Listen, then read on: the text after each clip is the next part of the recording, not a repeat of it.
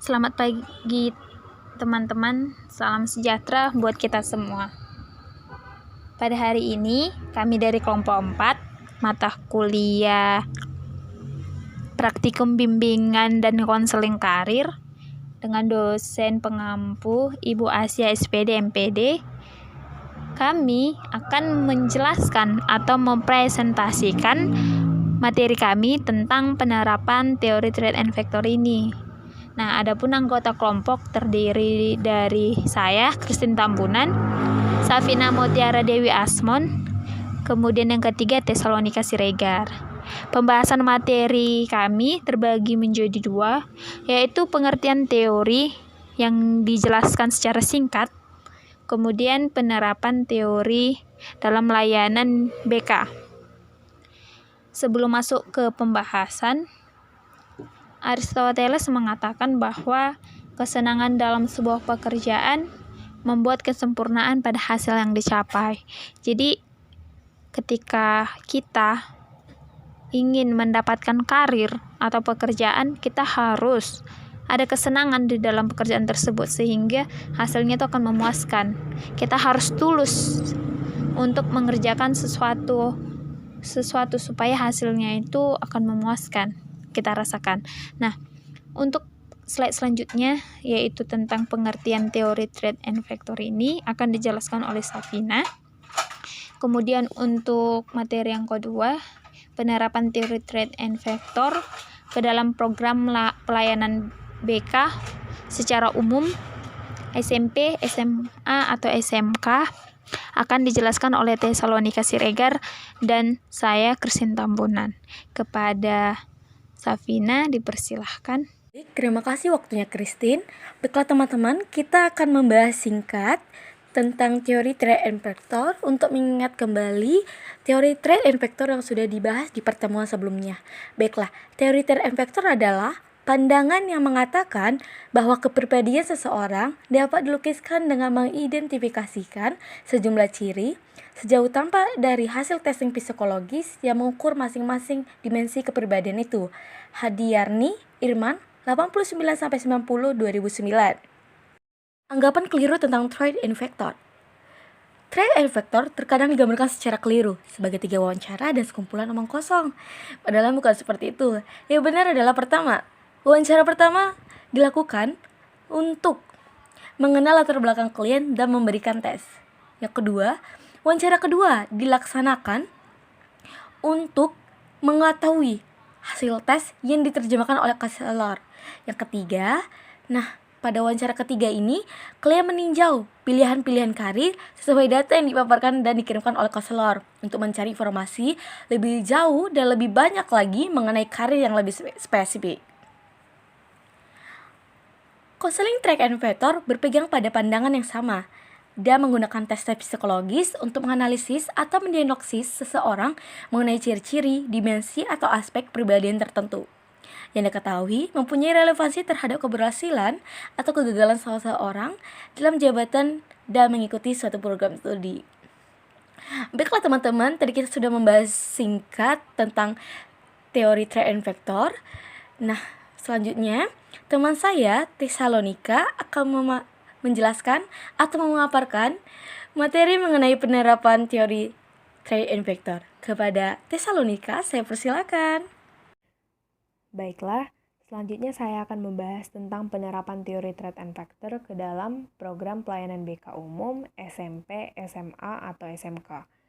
Penerapan teori Trade and Factor secara umum. Di bawah ini merupakan tahap-tahap konseling Trade and Factor dalam pelaksanaan pengaplikasiannya. A. Analisis. Analisis merupakan langkah mengumpulkan informasi tentang diri klien beserta latar belakangnya. Data yang dikumpulkan mencakup segala aspek kepribadian klien, seperti kemampuan, minat, motif, kesehatan fisik, dan karakteristik lainnya, yang dapat mempermudah atau mempersulit penyesuaian diri pada umumnya. Data yang dikumpulkan diklasifikasikan menjadi 2. Yang pertama data vertikal, yaitu mencakup diri klien, dan yang kedua data horizontal. Hal ini berkenaan dengan lingkungan klien yang berpengaruh terhadapnya. B. Sintesis. Sintesis adalah usaha merangkum, menggolong-golongkan, dan menghubungkan data yang telah terkumpul pada tahap analisis, yang disusun sedemikian rupa sehingga dapat menunjukkan keseluruhan gambaran tentang diri klien. Rumusan diri klien dalam sintesis ini bersifat ringkas dan padat. Ada 3 cara yang dapat dilakukan dalam merangkum data pada tahap sintesis tersebut. Cara pertama dibuat oleh konselor, kedua dilakukan oleh klien, dan yang terakhir adalah cara kolaborasi. C. Diagnosis. Model diagnosis dalam counseling threat and factor merupakan tahap pertama menginterpretasikan data melalui proses penarikan kesimpulan permasalahan dari klien secara logis berupa identifikasi masalah. D. Prognosis. Menurut Williamson, prognosis ini bersangkutan dengan upaya memprediksikan kemungkinan-kemungkinan yang akan terjadi berdasarkan data yang ada sekarang. Misalnya, bila seorang klien berdasarkan data sekarang dia malas, maka kemungkinan nilainya akan rendah. Jika intelijensinya rendah, kemungkinan nanti tidak dapat diterima dalam seleksi penerimaan perguruan tinggi. E. Counseling. Dalam counseling, konselor membantu klien untuk menemukan sumber-sumber pada dirinya sendiri. Sumber-sumber lembaga dalam masyarakat guna membantu klien dalam penyesuaian yang optimum sejauh dia bisa. Bantuan dalam konseling ini mencakup 5 jenis bantuan. Yang pertama, hubungan konseling yang mengacu pada belajar yang terbimbing ke arah pemahaman diri. Kedua, konseling jenis edukasi atau belajar kembali yang individu butuhkan sebagai alat untuk mencapai penyesuaian hidup dan tujuan personalnya. Ketiga, konseling dalam bentuk bantuan yang dipersonalisasikan untuk klien dalam memahami dan terampil untuk mengaplikasikan prinsip dan teknik-teknik dalam kehidupan sehari-hari. Keempat, konseling yang mencakup bimbingan dan teknik yang mempunyai pengaruh terapeutik atau kuratif. Selanjutnya follow up. Jadi tindak lanjut ini merujuk pada segala kegiatan yang membantu siswa setelah mereka memperoleh layanan konseling, tetapi kemudian menemui masalah-masalah baru atau munculnya masalah-masalah yang lampau. Tindak lanjut ini juga mencakup penentuan keefektifan konseling yang telah dilaksanakan. Teori threat and factor menawarkan sejumlah implikasi bagi para konselor, antara lain, pertama, individu okupasional. Hal ini karena individu-individu memiliki sifat-sifat yang berhubungan dengan pilihan okupasional yang dapat diukur. Maka konselor dapat membantunya memahami dirinya sendiri, minat-minat, bakat-bakat, nilai-nilai, dan keterampilan-keterampilannya yang dapat ditransfer. Kedua, okupasi dapat dilihat dengan tugas-tugas. Hal ini karena okupasi-okupasi dapat digambarkan menurut tugas-tugas, menjadi tidak asing dengan tugas-tugas okupasional, maka konselor membantu klien mempelajarinya sehingga mereka dapat membedakan dan menggambarkan okupasi-okupasi. Yang ketiga, memahami keterampilan diri. Hal ini karena mempelajari bagaimana mengumpulkan, memahami, dan menerapkan informasi tentang diri dan dunia kerja merupakan suatu keterampilan penting dan pokok untuk mengambil keputusan-keputusan. Maka konselor harus membantu individu-individu mempelajari keterampilan. Selanjutnya, penerapan teori threat and factor di SMP yang menekankan pemahaman diri melalui testing psikologi dan penerapan pemahaman itu dalam memecahkan problem-problem yang dihadapi, terutama menyangkut pilihan program dan bidang pekerjaan. Threat and factor digunakan untuk membantu konseli agar dapat memahami bakat minat dan kemampuan melalui tes psikologi, sehingga konseli dapat memecahkan masalah berkaitan dengan pemilihan jurusan, studi lanjut, dan pemilihan pekerjaan atau karir di masa yang akan datang. Selain itu juga dapat membantu konseli dalam mengambil keputusan. Selanjutnya akan dibahas oleh Christine. Baik, terima kasih atas kesempatannya. Saya akan menjelaskan penerapan di SMA. Jadi, seorang konselor itu juga harus mengenal klien terlebih dahulu. Jadi, data yang kita dapat itu juga harus akurat dan lengkap. Sehingga data klien itu yang kita kumpulkan itu menjadi model awal kita sebagai konselor untuk melakukan proses preventif, kuratif, dan development, teman-teman. Jadi yang kedua, mengadakan peninjauan. Jadi kita itu mencari dulu info-info informasi pekerjaan yang ada.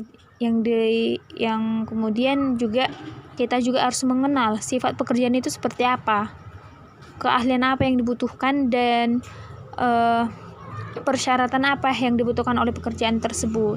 Kemudian kita juga harus mencocokkan potensi klien kita itu seperti apa, bakatnya itu kayak mana, minatnya juga seperti apa, kecenderungannya apa, keahlian dan kondisi objektifnya itu kayak mana, bagaimana yang dimiliki si klien itu. Jadi kita harus mencocokkan, misalnya di potensi dia bakatnya itu dia itu bengkel kan. Nah, jadi kita harus mencari dulu pekerjaan yang cocok dengan bakatnya itu, tentang mungkin dia bisa teknik, ke bagian teknik.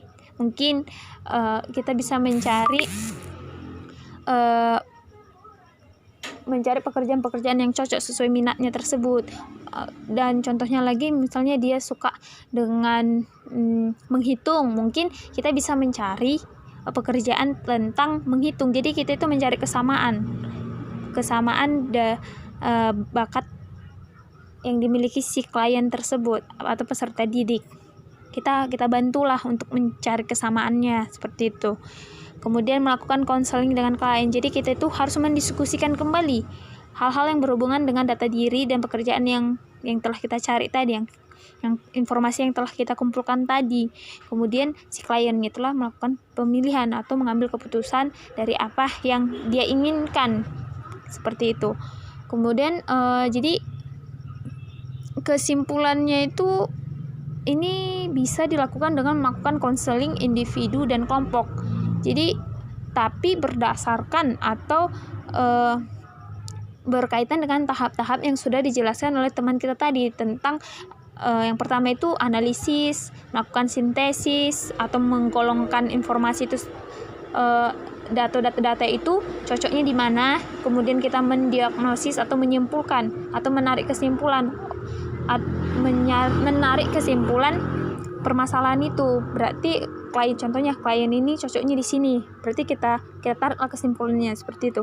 Kemudian kita melakukan prognosis, kemudian kita juga melakukan konseling atau treatment. Jadi kita untuk membantu menemukan sumber-sumber. Kemudian follow up, melakukan tindak lanjut seperti yang dijelaskan teman-teman tadi.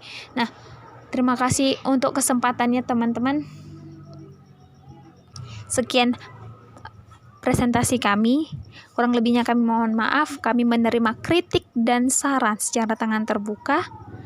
Dan kepada teman-teman yang ingin bertanya juga dipersilahkan. Terima kasih.